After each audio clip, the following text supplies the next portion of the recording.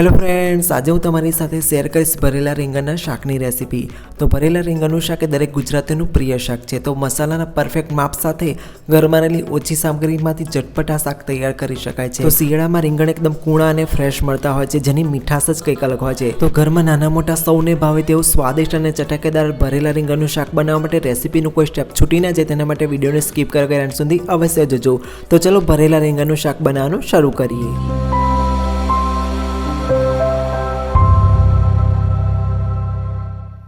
રેસીપીની શરૂઆત સૌથી પહેલાં આપણે રીંગણમાં ભરવા માટેનો મસાલો બનાવવાથી કરીશું, જેના માટે મિક્સર જારમાં 3 મોટી ચમચી શિંગદાણા લઈશું। અત્યારે મેં કાચા શિંગદાણા લીધા છે। સાથે 2 મોટી ચમચી આપણે તલ લઈશું, કાચા તલ લીધેલા છે। 1 નાની ચમચી હળદર લઈશું। 2 મોટી ચમચી ધાણા જીરું પાવડર લઈશું। મીઠું સ્વાદ પ્રમાણે। 1 ચમચી ગરમ મસાલો ઉમેરીશું। 1 મોટી ચમચી ખાંડ લઈશું। જો તમને ખાંડ પસંદ ન હોય તો તમે ખાંડ સ્કીપ કરી શકો છો, પણ ખાંડ ઉમેરવાથી રીંગણનો ટેસ્ટ બેલેન્સ થઈ જતો હોય છે। તો 1 મોટી ચમચી આપણે ખાંડ ઉમેરીએ। હવે તેમાં ઉમેરીશું આપણે 50 ગ્રામ જેટલા પાપડી ગાંઠિયા। પાપડી ગાંઠિયાના બદલે તમે ચણાના લોટને શેકીને પણ લઈ શકો છો, પણ અત્યારે મેં પાપડી ગાંઠિયા લીધા છે। હવે તેને આપણે આ મિક્સર જારમાં ઉમેરી દઈએ। હવે બધી વસ્તુઓને મિક્સરના પલ્સ મોડ પર એટલે મિક્સર ચાલુ બંધ કરતા જઈ કરકરું ક્રશ કરી લઈએ। હવે આપણો રીંગણમાં ભરવા માટેનો મસાલો તૈયાર થઈ ગયો છે। હું તમને તેનું ટેક્સચર બતાવું કે કેવું રાખવાનું છે। તો આ રીતે કરકરું ટેક્સચર આવે ત્યાં સુધી આપણે મિક્સર ચાલુ બંધ કરતા જઈએ પલ્સ મોડ પર કરકરું ક્રશ કરી લઈશું। હવે તૈયાર થયેલા આ મસાલાને આપણે મિક્સિંગ બાઉલમાં ટ્રાન્સફર કરી લઈશું। તો તૈયાર થયેલા આ મસાલામાંથી તમે ભરવાનું કોઈપણ શાક બનાવી શકો છો। આ મસાલાને તમે કોઈપણ એરટાઇટ બારણીમાં ભરી 1 મહિના સુધી સ્ટોર કરી શકો છો। હવે આપણે આગળ બધી તેમાં સામગ્રી ઉમેરીશું, જેમાં સૌથી પહેલાં લઈએ આપણે 1 મોટી ચમચી આ રીતે લસણવાળું મરચું, જેને કાઠિયાવાડમાં લસણની ચટણી કહેવામાં આવે છે। સાથે મોણ માટે આપણે 2 મોટી ચમચી સિંગ તેલ લઈશું અને 3 મોટી ચમચી લીલા ધાણા ઉમેરીએ। હવે બધી વસ્તુને હાથની મદદથી સરસ રીતે મિક્સ કરી મસાલો તૈયાર કરી લઈએ। તો હવે બધું સરખું મિક્સ થઈ તમે જોઈ શકો છો આ રીતે ભરવાનો મસાલો તૈયાર થઈ ગયો છે। હવે આપણે આગળની પ્રોસેસ જોઈએ। હવે ભરેલા રીંગણનું શાક બનાવવા માટે અત્યારે મેં આ રીતે નાની સાઈઝના ગ્રીન રીંગણ લીધા છે, જેને મેં 3-4 વખત પાણી ધોયા બાદ તેના ડીટાનો ભાગ દૂર કરી કોરા કપડાથી લૂખીને લીધા છે।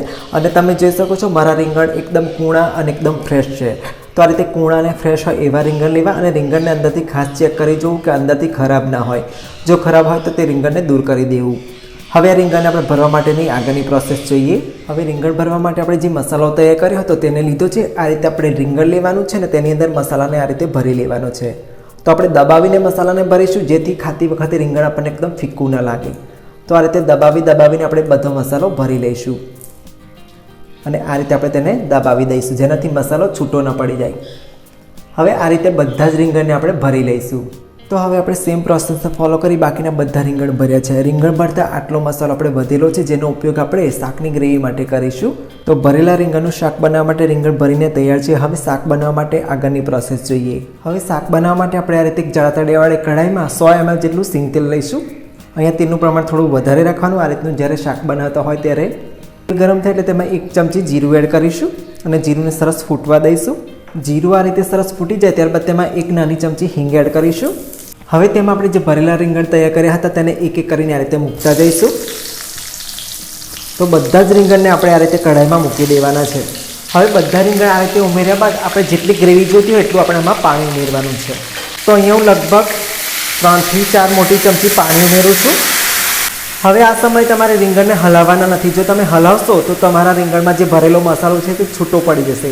એટલે આપણે કઢાઈને લીડથી ઢાંકી દઈશું અને ગેસની મીડિયમ ફ્લેમ પર લગભગ 3 મિનિટ માટે તેને કૂક કરી લઈશું। હવે લગભગ 3 મિનિટ જેટલો સમય થઈ ગયો છે। લીડ હટાવીને જોઈએ તો તમે જોઈ શકો છો રીંગણ થોડા કૂક થઈ ગયા છે। હવે આ સમયે આપણે રીંગણને થોડા આ રીતે હલાવી લઈશું। તો તમે જોઈ શકો છો થોડી વાર માટે આપણે તેને કૂક થવા દીધા, એટલા માટે તેનો જે મસાલો છે તે એમાં એઝ ઇટ ઇઝ રહ્યો છે, એટલે કે તેવો તેમાં રહ્યો છે। તો આ રીતે થોડું હલાવી લઈશું અને હવે આપણે ભરતા જે મસાલો વધ્યો હતો તેને આની અંદર ઉમેરી દઈશું અને એક વખત આ રીતે બધું સરખું મિક્સ કરી લઈશું।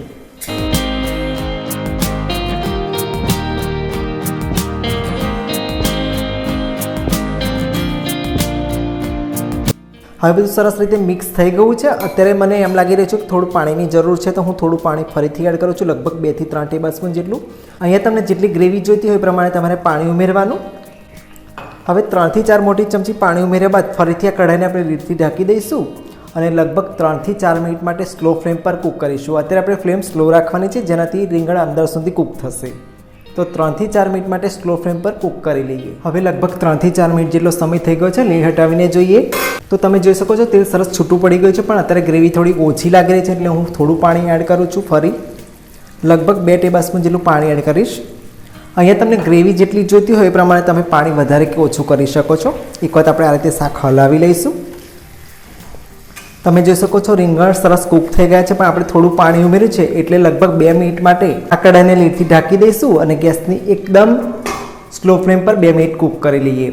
અહીંયા રીંગણ તમારે કોરા બનાવવા હોય તો તમારે પાણી નહીં ઉમેરવાનું, તમારે રીંગણ વઘારી દેવાના અને આ જે લીડ છે તેની સાઈડમાં અહીંયા પાણી ઉમેરી દેવાનું, એટલે વરાળે તમારા રીંગણ સરસ ચડી જશે અને એકદમ રીંગણ કોરા તૈયાર કરી શકશો. તો ગ્રેવીવાળું બનાવવું હોય તો પાણી ઉમેરવાનું, ને ગ્રેવી ના જોઈતી હોય તો એ રીતે વઘારી તમારે ફક્ત આની પર પાણી ઉમેરી દેવાનું, એટલે તમારા રીંગણ સરસ કૂક થઈ જશે.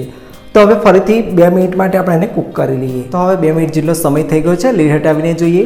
તમે જોઈ શકો છો તેલ સરસ ઉપર આવી ગયું છે ને આપણને જેવી ગ્રેવી જોઈએ છે તેવી ગ્રેવીનું ટેક્સચર પણ આવી ગયું છે. જોઈ શકો છો રીંગણ સરસ કૂક થઈ ગયા છે આ રીતે. તો આ રીતનું ટેક્સચર આવે ત્યાં સુધી આપણે સબ્જીને કૂક કરવાની છે, અને ગ્રેવી અહીંયા તમને વધુ કે ઓછી જોઈતી હોય એ પ્રમાણે તમારે સેટ કરી લેવાની.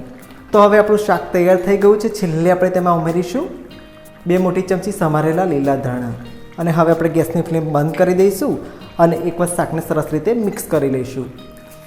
તો તૈયાર થયેલા આ ગરમા ગરમ શાકને આપણે રોટલી, ભાખરી, પરોઠા સાથે સર્વ કરીશું.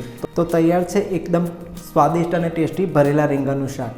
આઈ હોપ કે તમને મારી આજની રેસીપી પસંદ આવી છે. જો રેસીપી પસંદ આવી તો પ્લીઝ અને એક લાઇક આપી તમારા ફેમિલી ફ્રેન્ડ સાથે ચોક્કસથી શેર કરજો. ચેનલ પર નવા હોય તો ચેનલ સબસ્ક્રાઈબ કરી બાજુમાં આવતા બેલ આઇકનમાં ઓલ પ્રેસ કરવું નહીં ભૂલતા. ફરી મળીએ આવી એક નવી ઇન્ટરેસ્ટિંગ રેસીપી સાથે. Thanks for watching this video.